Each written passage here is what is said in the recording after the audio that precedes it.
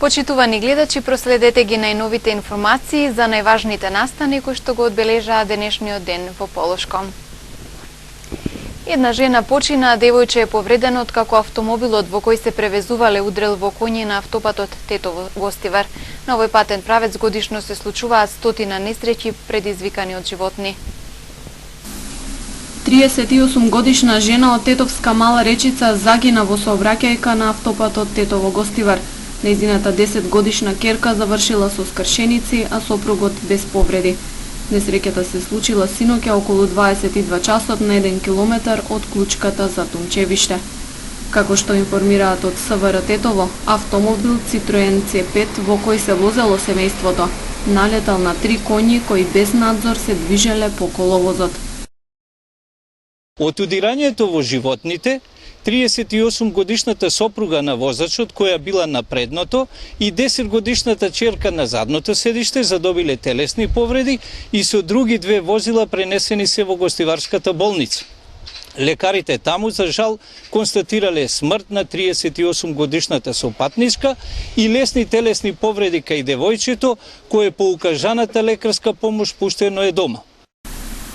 Трагичната сообраќајка е една во низата несреќи предизвикани од животни на автопатот Тетово-Гостивар, каде што нема доволно заштитна жица. И убиват луѓите, ова е срамота.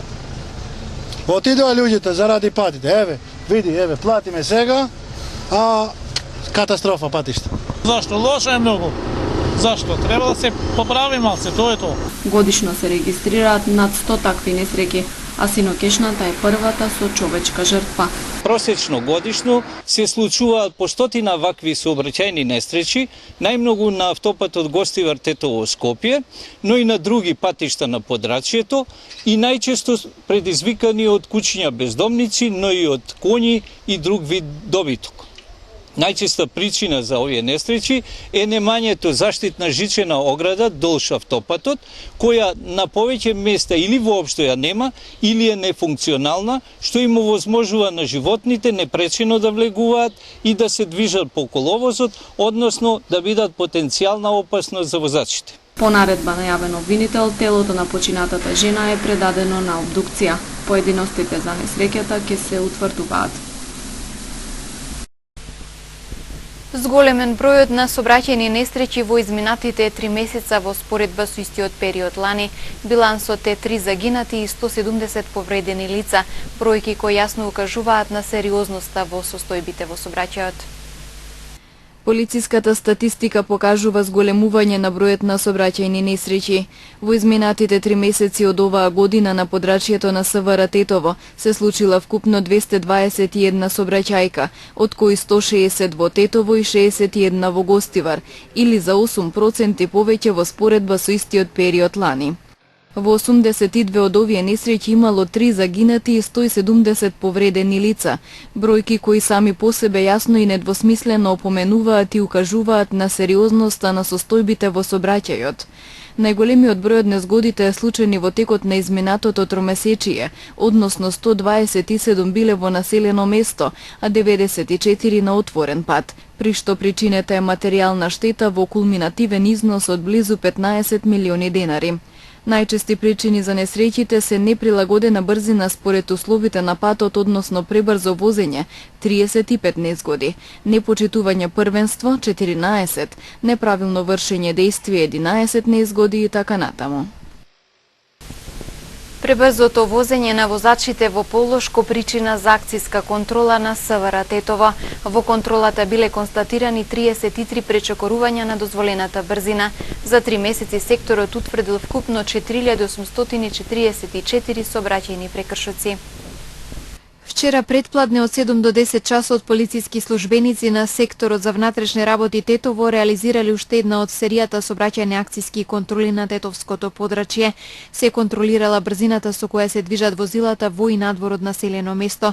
При тоа откриени се вкупно 33 прекршоци, односно пречекорувања на дозволената брзина, од кои 19 во и 14 надвор од населено место. 6 од пречекорувањата надвор од населено место биле од 50 до 70 км на час и прекршителите ги очекува глоба од 300 евра во денарска противредност и заштитна мерка временно одземање на возачката дозвола од 9 до 12 месеци. Констатираните прекршоци се санкционирани со 27 глоби и 6 писмени опомени.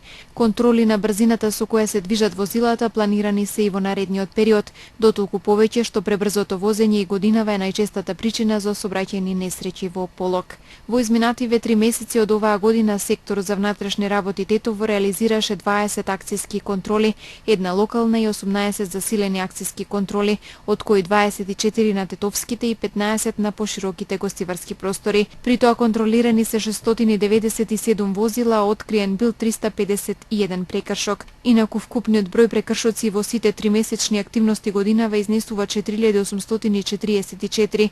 Најбројни се нерегистрирани возила 462, управување без возачка дозвола, технички неисправни, непрописно паркирање, непочитување сообраќајни знаци, непрописна употреба на светлосни уреди, алкохол и друго. Откриените прекршоци биле санкционирани со 2309 прекршочни, 2535 мандатни платни налози, 1912 барања за поведување прекршочна постапка и 304 впишување на негативни поени. Поголемите и посериозни пропусти и недостатоци заокружени се со 77 кривични пријави за 87 кривични дела, најмногу загрозување на безбедноста во сообраќајот. Универзитетот на Југоисточна Европа во Тетово денес го организираше 11-тиот саем на кариера. Студентите, но и веќе дипломираните, имаа можност преку непосредни контакти со работодавачите да ја планираат својата кариера и да одлучат за идно вработување. Голем процент од студентите кои дипломираат на Универзитетот на Југоисточна Европа се вработуваат во првата година, а не е мала бројката ниту на студенти кои наоѓаат вработување уште пред да дипломираат. Овој успех се должи пред се на заложбите студентите да бидат во постојан контакт со компаниите како нивни потенцијални работодавачи. Во таа насока Универзитетот веќе 11 години поред организира саем на кариера. Денес на апсолвентите им беше овозможено да се запознаат со условите и начинот на работа на фирмите кои се представија преку своји штандови. Денес соработката меѓу универзитетите и бизнис заедницата представува клучен предуслов за поттикнување на трансферот и размена на знаењето, како предводник на иновациите, предприемништвото и креативноста, кои како такви водат кон потребата за долгорочно партнерство за развој на општеството. Ние имаме идна потреба да се вклучиме кон европските трендови за создавање национални и регионални сојузи на знаењето, преку соработката на високообразовните институции со бизнис заедницата, за да се приклучиме кон патот на поттикнување иновативни капацитети во нашите општества. Ова партнерство е важно за универзитетите, бидејќи само на овој начин може да ги поттикнеме иновациите и предприемничкиот капацитет за да работиме заеднички за прилагодување на нашите дипломирани студенти за соодветните работни места во реалниот пазар на трудот. Заедничката соработка меѓу универзитетите и бизнисот ќе има возможност на компаниите да се осигурат дека студентите развиваат вештини и технички компетенции според нивните потреби и во согласно стандардите на индустријата. На сајмот се представи околу 55 компании. Од Министерството за образование сметаат дека оваа манифестација е предизвик и одговорност за организаторите, а одлична можност за студентите и работодавачите. На овој сајм повеќе од една деценија се среќаваат студенти со своите потенцијални вработувачи и бизнис заедницата со идните раководители. Убеден сум дека и ова година од контактите кои ќе се остварат од саемот ќе произлегуваат многу понатамошни соработки, вработување, градење на успешни кариери. Компаниите веќе 11 години во овој универзитет добиваат високо образован и стручен кадар кој ќе се работи за подигнување на квалитетот на работата. А секоја нова генерација на студенти добива можност да се вработи во некои од најдобрите компании во Република Македонија. Саемот на кариера представува можност за студентите да се сретнат со потенцијалните работодавачи и да разговараат за нивно вработување или за нивно ангажирање како практиканти, но од друга страна студентите преку овој саем за прв пат во пракса можат да се запознаат со соодветноста на нивните квалификации и способности за да одговорат на барањата на пазарот на труд. Саемот на кариера се организира од Центарот за кариера при Штоловиот универзитет. Под наслов Младенски изборни муабети вчера во Тетово се одржа трибина во состав на кампањата Младите во фокусот на изборите 2016 година, која ја спроведува Националниот младенски совет. Сакаме да ги ставиме младите во фокусот и младинските прашања, младинските политики, за да се дискутираат помеѓу младите од една страна и политичките партии и подмладоците од друга страна. Започнавме со изготвување на една анализа, каде што анализиравме 8 програми на политички партии, колку внатре има за младите и колку младинските политики и мерки се застапени во истите, и таа анализа, како што можете да и тука да забележите, ја промовираме низ 10 града во нашата земја. Анализата е многу кратка, има околу 12 страници, бидејќи генерално мерките за младите во програмите на политичките партии се многу мали. Значи, таму нема многу за младите и токму сакавме ние да го истражиме тој момент, а од друга страна сакавме да им даваме шанси и на младите да кажат кои се нивните потреби, за да потоа партиите и подмладоците можат да ги земат тие потреби и да ги имплементираат во своите програми. Од реакциите сме многу задоволни, бидејќи до сега имавме над 250 млади кои што учествуваа во овие дискусии и очекуваме да има и уште поголем број во наредниот период. Генерално, потребите се разликуваат од регион во регион, меѓутоа предничат младинската невработеност, работни места, образованието, меѓукултурниот соживот во местата кои што се со мешана етничка средина, така што тие се 3 или 4 кои што би можел да ги издвоам. Повлекување на политичките помилувања од страна на председателот Ѓорѓе Иванов и свикување на собранието за да се поништи одлуката за избори на 5 јуни. Ова се двата услови што денеска ги постави председателот на СДСМ Зоран Заев за да учествува на разговорите на лидерите на 4 политички партии кои се закажани за петок во Виена. Тој рече дека ја почитува иницијативата на тројцата европратеници Едуард Кукан, Иво Вајгал и Ричард Ховит, како и на еврокомесарот Јоханес Хан за нови преговори, но рече дека доколку не се исполнат овие два услови, тој нема да учествува на преговорите во Виена. Елјановски и ВМРО ДПМН во координирана акција го погребаа договорот од Пршина. Ги срушија сите принципи на кои што тој почиваше. Организирање фер и демократски избори, одговорност за сторениот криминал, преод на влада. Заради ваквото нивно однесување, Социјалдемократскиот сојуз на Македонија не може да се врати на преговорачката маса како ништо да не се случило. За преговорачкиот процес да стане возможен, ВМРО ДПМН мора да покаже дека договоренато ќе го почитува. Во Македонија мора да има и ќе има регуларни, фер и слободни избори со прочистен избирачки список, реформи во медиумите и одвојување на партијата од државата. За враќање на довербата во правото и правната држава мора да се обезбеди нормално функционирање и целосна поддршка на работата на независната институција, специјално јавно обвинителство. Притвор од 30 дена доби еден од осумничените во предметот на специјалното обвинителство транспортер, потврдија од судот. Вчера по барање на специјалното обвинителство биле повикани на распит 4 осумничени. За останатите тројца одредена мерка одземање на патна исправа, наредба да се јавуваат редовно на суд и забрана за напуштање на градот во кој живеат, објаснуваат од судот. Дел од осумничените се очекува денеска да дојдат на распит кај судија на претходна постапка. Во случајот транспортер главен осумничен е градоначалникот на Битола. Покрај него уште 22 лица се сомничат за малверзации со државни пари за транспорт на ученици и злоупотреба на службената должност.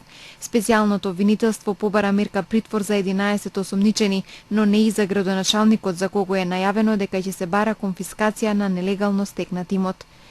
Во денеска објавениот индекс на слобода на медиумите во светот на Репортери без граници, Македонија е рангирана на 118-то место, едно подолу од минатата година.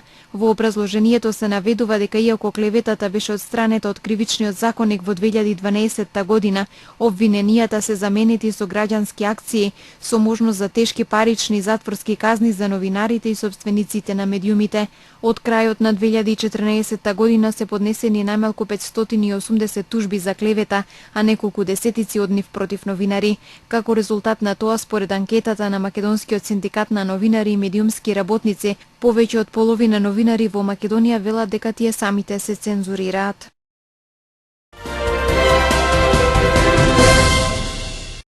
Денеска ги проследивме нашите заложби да предложиме безвизен режим во Европската Унија за украинските граѓани со биометриски пасоши, изјави денеска еврокомесарот за внатрешни прашања Димитрис Аврамополус. Треба да бидеме обединети и да застанеме до нашиот сосед, додаде Аврамополус, изразувајќи надеж дека безвизниот режим за Украина ќе стане реалност, но се уште не е јасно колку брзо процесот на либерализација ќе биде решен во Европскиот парламент и во Советот, каде некои земји членки ќе сакаат да го забават процесот. Бројот на жртвите од вчерашниот напад на талибанците во главниот афганистански град Кабул се зголеми на 64, двојно повеќе од проценките на официјалните лица од вчерашниот ден. Портпаролот на Министерството за внатрешни работи Садик Седики изјави денеска дека 347 луѓе се исто така повредени во нападот на канцеларијата на главната безбедносна агенција во центарот на Кабул. Повеќето од убиените и повредените се цивили. Нападот почна со експлозија на автомобил кој што го возил бомбаш самоубиец, бил проследен од напад на вооружени милитанти. Талибанците ја презедоа одговорноста за нападот кој доаѓа една недела откако милитантите објавија нивната пролетна офанзива. Десетици луѓе загинале во воздушните напади за кои постои сомневање дека биле изведени од сириските владини сили.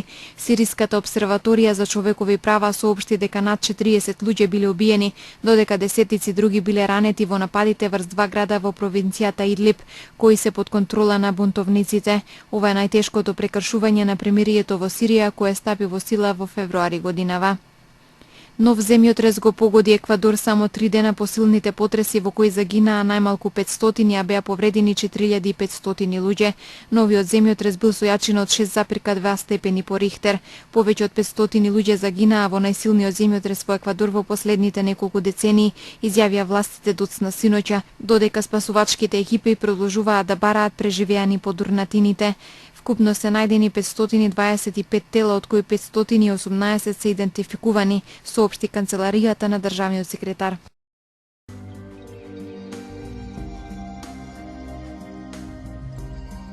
Денес имавме сончево време со умерена облачност, дуваше умерен до засилен северен ветер.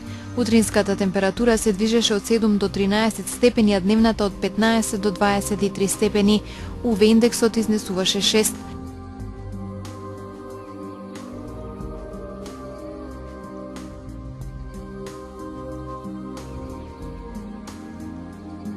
За утре метеоролозите прогнозираа сончево време со мала до умерена облачност.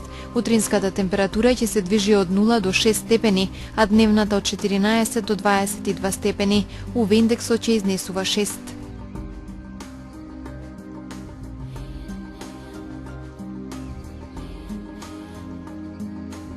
Тоа беше се што информативната редакција на телевизија КИС го подготви за ова издание на регионалните вести. Ви благодарам за вниманието, имајте пријатна вечер.